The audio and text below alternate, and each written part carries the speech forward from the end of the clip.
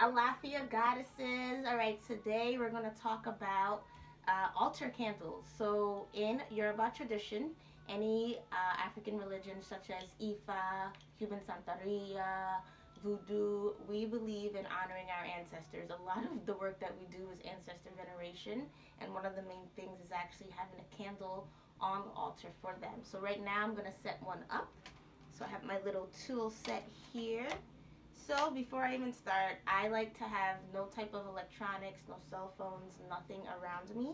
And once all that is clear, I have a little blend that I made.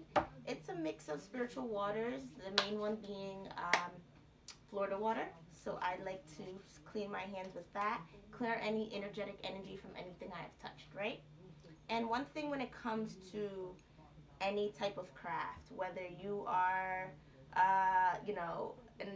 a practitioner of voodoo, a practitioner of Wicca, pagan, whatever, the more intention and detail you put in the craft, you will see it in threefold.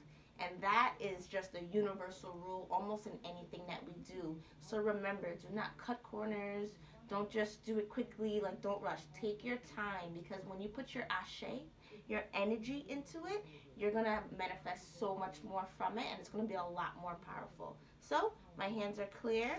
So what I'm gonna do, I have my tools, I have some oil. So I like to work with a legba. I work with a legba because he opens the roads for communications to the other rishas, to the spirit realm, and as well that in any craft, any type of witchcraft, any type of divination we do, it would not be possible without a legua.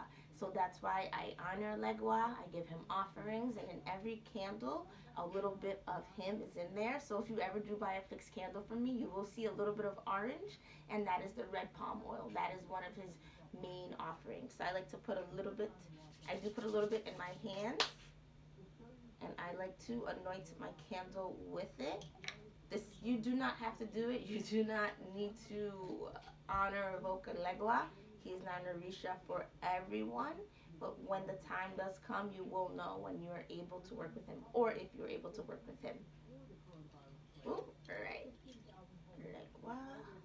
I ask you to open the roads of communication to my ancestors, known and unknown. I thank you. I honor you. Ashe. And remember, when you're making these candles, don't be silent. Use your voice. Your voice is energy. You're speaking things into existence. I like to play music in the background. I have this commercial on that's really it. But I like to play Orisha music or ancestor music in the background.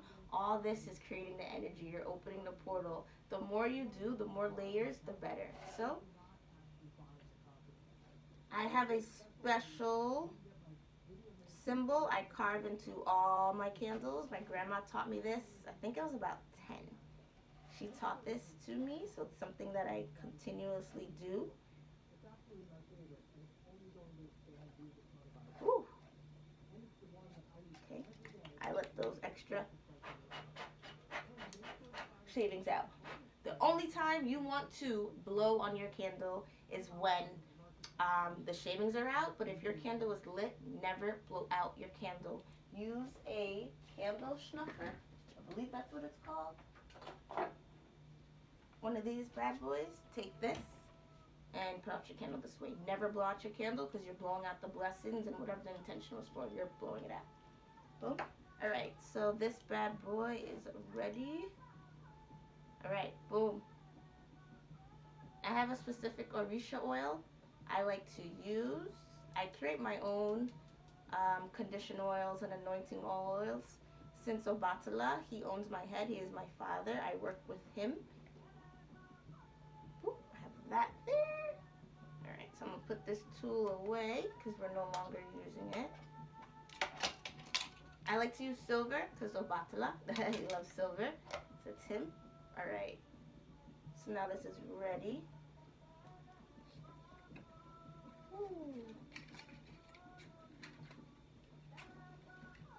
So I'm actually,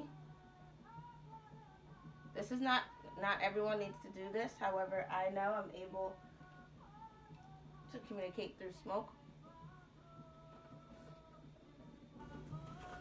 spirits like tobacco.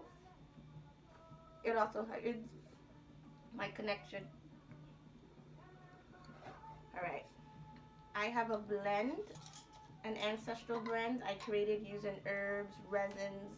I have even cascarilla in here, as well as, oh my gosh, what is this? These thingies. Ooh, it's gonna come to me. Let me smell it. Camphor. There you go. I had to smell it to remember it. Camphor is a blend I made. It's actually one of the ingredients in my Obatala Fix candle. So I like to put them right in there. And I use my hands.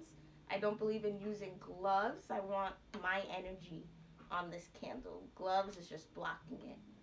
So I put this around in a circle, not too much. Keep in mind that when you put a lot of herbs, they can catch fire. So I don't like putting too much. Boom. And now that is my quick, well not quick, but that's basically how I make my ancestor altar candle. And I have this burning all the time. As soon as one's done, I put it back. So since my head Orisha loves silver, I use his own things to invoke him, silver. So what I like to do is when I do put it on my altar, I put this in between the silver and it makes the energy pull in. If I had a video of this candle that I did, when I tell you the flame was coming out, it was so steady and straight. I was like, yes, it shows that the power that went into the candle is potent. And whatever messages, whatever you needed is going to come through. So I'm going to show you guys these candles, the two candles I'm talking about that I had made, or I had fixed. Right? Put this bad boy here. What I like to do is actually, I do ring a bell for my ancestors. And you don't ring it hard, gently, gently. Call them in, my ancestors known and unknown. I do like to read a psalm from Power of Psalms. I am not Christian, I am not Catholic, however, this is the words that our ancestors recognize. This is what they know. So there's a saying, don't throw the baby out with the bathwater. You need to embrace the old to do the new. So these Psalms, when you say specific scriptures from Psalms, you are basically sending Morse code to your ancestors, to your spirit guides, to the spirit realm, to the Orishas. And they're like, okay, bet, got you, I'm coming. So I do like to say specific Psalms for them. For example, one good Psalm, well, the 23rd Psalm, the Lord is my shepherd, that's very good for ancestor work. Boom. So I will light that, and that's something I do. So I'm going to show you guys two candles. So I have two candles here. One is black, and one, you see the top is black and the rest is white. So this is very interesting. I always have these burning. I'm very careful about the energy that I bring into my home because one, I have my area where I'm fixing, I'm making things, so I only want my energy bouncing around. Me in particular, I have my moon in the 12th house, conjunct K2. So basically, it's like, in essence, who don't know astrology, it's like having a Pisces moon. I am super sensitive to other people's energies. I'm like a psychic sponge, and then because it's connected to K2, it's basically a ×2. So I can actually get physically sick when people come around me who do not have good intentions for me. So I had invited people to my home. It was fine in the beginning, but then someone else came, and while this candle was burning, it was crackling, it was making noises, and I was sitting at my desk like, okay, this is weird, and my energy did not feel right. Removed myself from the area. Then later on that night, was not feeling good, threw up. Body, my stomach is hurting. I can't even smoke weed, and I love to smoke weed, but my body's just like, no. Then I look at my candle, it's almost done, and it's all black. So, to basically explain this, candles are in my opinion, it is probably one of the strongest divination tools because it's sitting there for so long. So a lot of messages can come through. You can read it through the fire, the flame, through the wax. If you have herbs, basically like tea reading, you can read the herbs and the different messages that are in there, as well as the sound and the smell. So when this candle was done, it turned black, and I knew that someone I let in my home, I got the message that they did not necessarily that they hated me, but their energy towards me wasn't the best. They were either talking behind my back or they just did not really like me, and that manifested in this candle turning black, especially if you're sitting by my altar. So that's why I say it's very careful who you bring in your home, because if they have ill intentions or they talk behind your back or really don't like you, all that energy is going to stay in your home. So what I did was I cleansed my home. It probably took me about an hour and a half. Cleansed out. You already know what we do in the Yoruba religions. Cleansed out, and then brought in, and then I sealed it. And then I burned a second candle. By burning that second candle, I was able to know, all right, did I do a good job of removing all the bad energy? And it'll tell me the state of where my home is right now, the energy. So this was the candle while the person was here. It turned black. It showed their energy. It shows their intentions. Yes. Then I burned another candle. Now you can see with this candle, it had a little bit of gunk left in the house. It absorbed it, and everything else burned clean.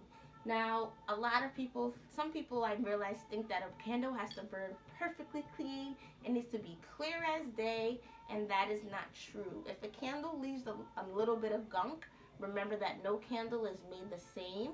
Sometimes there is residue because there is simply residue. Or sometimes there's residue because there's a message for you to read.